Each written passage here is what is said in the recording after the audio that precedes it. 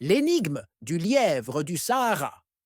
Dans les immensités dorées du désert du Sahara, où le soleil brille comme un œil perçant et où le sable danse sous la brise chaude, vivait un fennec hors du commun. Il se nommait Sperper, détective privé à ses heures perdues, doté d'une paire d'oreilles aussi grande que sa curiosité. Accompagné de son fidèle ami Ziggy, un lézard vert agile et malin qui connaissait tous les recoins du désert, Sperper résolvait des énigmes depuis une tente bureau, perchée sur une dune tranquille, non loin de l'oasis aux 1000 cactus. Un matin, alors que le ciel virait du rose au bleu, une petite silhouette bondissante arriva en trombe devant leur tente. C'était Kiko, le lièvre du Sahara, animal discret, mais respecté pour sa connaissance unique des plantes et des graines comestibles du désert. Sperper! Ziggy! Cria Kiko, paniqué, en atterrissant dans un nuage de sable. Mon collier boussole a disparu. Je ne retrouve plus mon chemin vers les champs de graines. Si je ne mange pas bientôt, je vais finir plus maigre qu'un scorpion affamé. Sperper redressa ses longues oreilles. Un collier boussole? Demanda-t-il, intrigué. Ce n'est pas un objet ordinaire. Tu es certain de l'avoir perdu? Pas perdu, souffla Kiko en tremblotant. On me l'a volé. Ziggy, qui grignotait tranquillement une coccinelle séchée, ouvrit grand ses yeux verts. Volé? Mais qui aurait intérêt à te priver de ton guide? Quelqu'un qui connaît la valeur de ce collier, répondit Sperper, songeur. Viens, Kiko, raconte-nous tout. Kiko expliqua que chaque soir, grâce à son collier, il pouvait retrouver les endroits secrets où poussaient les graines rares. Sans lui, il errait au hasard, perdant un temps précieux et risquant même de se perdre. Le dernier endroit où il avait vu le collier était la dune ronde, près du lit asséché de l'ancien Wed, là où les chacals chantent parfois la nuit. Sperper renifla l'air, dressa ses oreilles et dit « Direction, la dune ronde. Allons fouiller les lieux. » Ziggy grimpa sur le dos de Sperper, comme toujours, et ils partirent en bondissant sur les dunes.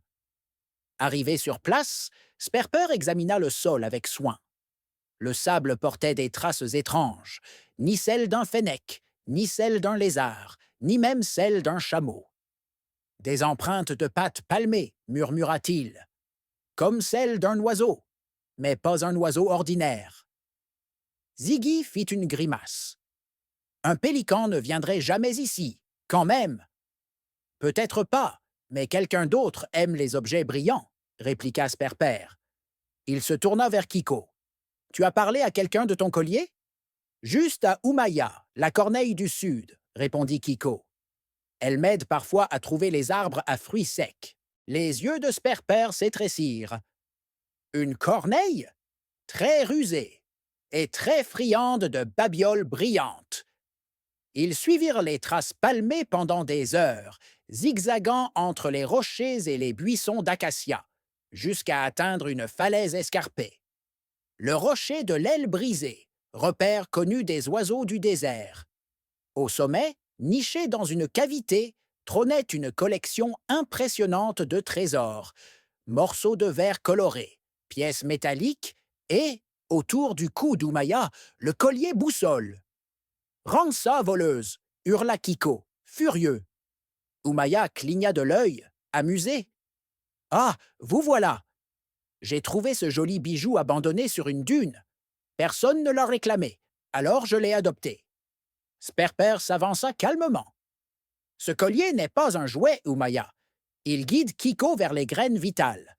Tu sais que sans lui, il peut mourir de faim. La corneille hocha la tête, visiblement touchée. Très bien. Puisque c'est si important, je le rends. Mais promets-moi de le garder mieux la prochaine fois, Kiko. Et elle retira le collier avec son bec, le déposant délicatement dans les pattes du lièvre reconnaissant. De retour à la tente, Sperper prépara une tasse de thé de menthe du désert, tandis que Ziggy offrait à Kiko un petit sac de graines supplémentaires pour le remettre sur pattes. Merci encore, Sperper. Merci, Ziggy. Vous êtes les meilleurs détectives du désert. C'est notre métier, sourit Sperper. protéger les habitants du Sahara, même quand il s'agit d'un collier perdu. Ziggy ajouta, et surtout, apprends à cacher tes trésors, Kiko. Ici, tout ce qui brille attire l'attention. Quelques jours plus tard, une autre silhouette se présenta à la tente. Cette fois-ci, c'était une gazelle perdue. Excusez-moi, messieurs, savez-vous où se trouve le point d'eau le plus proche? Sperper sourit. Bien sûr. Affaire suivante, Ziggy. Et les deux amis, le fennec et le lézard, repartirent dans le grand Sahara, prêts à résoudre une nouvelle énigme sous le ciel infini.